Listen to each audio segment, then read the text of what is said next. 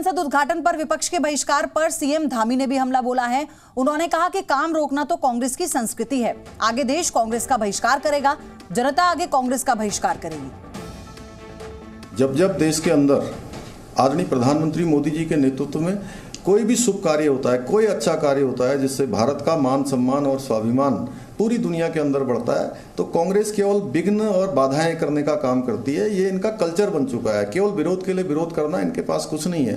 जिन लोगों ने देश के अंदर आपातकाल थोपने का काम किया, जिन लोगों ने लोगों के साथ तमाम प्रकार से उनको जो है कहीं ना कहीं उनको पीड़ित करने का काम किया, उनको पूरी तरह से जो है जेलों में डालने का काम किया, देश की जनता के ऊपर एक अधिनायकवादी सोच थोपने का काम किया, आज वो लोकतंत्र की बात करते हैं। आज जो बहिष्कार की बात कर रहे हैं कांग्रेस और उसके साथी दल, निश्चित रूप से आने वाले समय में इनकी इस सोच का परिणाम होगा कि पूरे देश की जनता इनका बहिष्कार करेगी।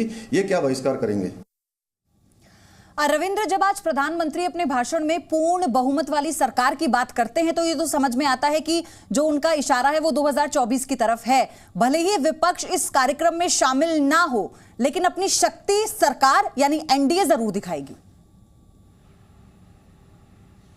देखिए, बिल्कुल कल जिस तरह से एनडीए के 13 घटक दलों ने, उसके पहले बीजेडी ने इसका समर्थन किया था कि प्रधानमंत्री करे। और एक बात और है कि जब प्रधानमंत्री सिडनी डायस्पोरा में थे तो वहाँ पर न सिर्फ वहाँ के प्रधानमंत्री थे बल्कि ऑपोजिशन के सत्ता पक्ष और विपक्ष दोनों के नेता थे, और यही प्रधानमंत्री लगातार कर रहे हैं। और बीजेपी के नेताओं को यहाँ करना कि संसद के इनॉग्रेशन का बहिष्कार कांग्रेस के नेतृत्व वाली बीजेपी कर रही है, एक मुद्दा बनाने की कोशिश कर रही है। लेकिन यही इसी तरह का बहिष्कार उन्होंने राफेल में किया था, पेगासस में और अडानी मसले पर मुंह की खानी पड़ी तीनों मसले पर। तो क्षणिक भले ही फायदा हो जाए विपक्ष को, लेकिन एकजुटता कतई लॉन्गेविटी नहीं हो सकती है।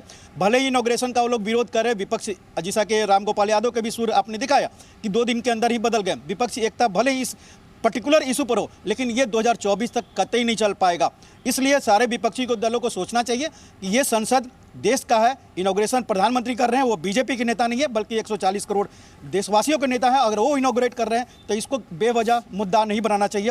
और प्रधानमंत्री ने आज संकेत दे दिया कि 2024 की लड़ाई है, विपक्ष अपनी लड़ाई लड़ रहा है और प्रधानमंत्री खुद मोर्चा खोल दिए हैं कि 2024 में पूर्ण बहुमत की सरकार रहे, तब देश में और विदेश में। लेकिन बहिष्कार कर विपक्षी पार्टियां 20 हो गई हैं और ये दोनों खेमे लगभग इस वक्त साफ हो चुके हैं। लेकिन विपक्ष के लिए आगे वाकई क्या इतनी आसान रहा होगी? रवि, मैं आपसे सवाल लूंगी, लेकिन फिलहाल हम आपको जो वार पलटवार का जिक्र हमने किया, क्या क्या कहा गया? जयराम रमेश ने ट्वीट किया, वो कहते हैं अकबर दी ग्रेट और मोदी दी इनॉग्रेट। वो अकबर से तुलना कर और ये तंज करते हैं प्रधानमंत्री पर। योगी आदित्यनाथ कहते हैं विपक्ष का जो रवैया है वो गैर जिम्मेदाराना है।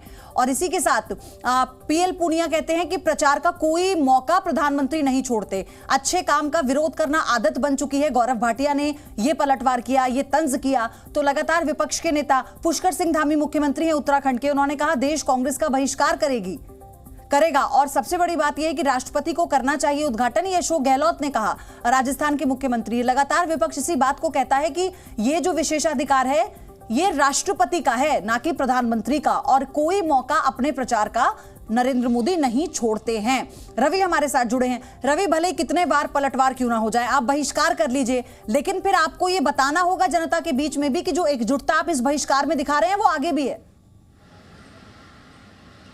नहीं, बिल्कुल बिल्कुल बताना होगा। देखिए, दरअसल आपको इसको समझना पड़ेगा आपको क्यों इस तरह की एनर्जी विपक्ष को मिल रही है। क्योंकि हाल के जो चुनाव हुए हैं, गुजरात छोड़ दीजिए, हिमाचल में कांग्रेस पार्टी जीती, और उसके अलावा कर्नाटक की बात करें तो कर्नाटक में विशेष तौर पे बीजेपी ने प्रधानमंत्री के चेहरे पर चुनाव लड़ा और उस चुनाव में बीजेपी की करारी हार हुई है। और इससे कहीं ना कहीं विपक्ष को एनर्जी मिला है कि जो ज़मीनी मुद्दे हैं, महंगाई का मुद्दा हो, चाहे बेरोजगारी का मुद्दा हो, चाहे तमाम मुद्दे हैं, उसमें जनता में प्रधानमंत्री के खिलाफ भी एक मूड है। तो विपक्ष इसी मूड के साथ आगे बढ़ना चाहता है और उसको लगता है कि कहीं ना कहीं, और कांग्रेस के साथ आमतौर पर इतनी पार्टियां खड़ी नहीं होती थी, लेकिन बाकी पार्टियों को भी लग रहा है कि कांग्रेस लड़ाई लड़ रही है और कांग्रेस आगे आ सकती है, इसलिए उनके साथ जुड़ रहे हैं। तो कर्नाटक की जीत ने कहीं ना कहीं मनोबल बढ़ाया है विपक्ष का, कहीं ना कहीं विपक्षी एकजुटता को और मजबूत करने का काम किया है और प्रधानमंत्री के खिलाफ बोलने का, क्योंकि प्रधानमंत्री के फेस होने के बाद भी अगर पार्टी हार रही कर्नाटक में तो इसको और आगे बढ़ाना और प्रधानमंत्री को डिस्क्रेडिट करते हुए चलना है। मैंने कहा ना आपको, क्रेडिट और डिस्क्रेडिट के बीच की लड़ाई है। किसे घाटा होगा ये सब समझते हैं, क्योंकि सभी राजनीति के माहिर हैं इस वक्त जो मैदान में उतरे हुए हैं। धन्यवाद रवि आपका। रविंद्र, आपका भी बहुत बहुत शुक्रिया,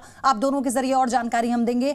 वहीं महाराष्ट्र के डिप्टी सीएम देवेंद्र फडणवीस ने यह कहा कि जो लोग विरोध कर रहे हैं उनका लोकतंत्र पर विश्वास नहीं है। कांग्रेस और उनके साथ जो पार्टियां बहिष्कार कर रही हैं उनका लोकतंत्र पर विश्वास नहीं है।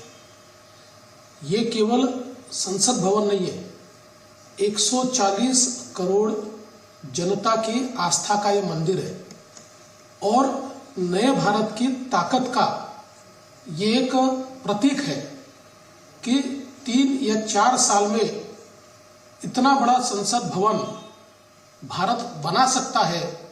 इसको देखकर पूरी दुनिया अचंभित है। लेकिन इन नेताओं का दोगलापन देखिए। ये कहते हैं कि राष्ट्रपति जी ने उद्घाटन करना चाहिए और इसलिए बहिष्कार कर रहे हैं। तो इंदिरा जी ने संसद की एनेक्स बिल्डिंग का उद्घाटन किया, तब ये बात क्यों नहीं आई?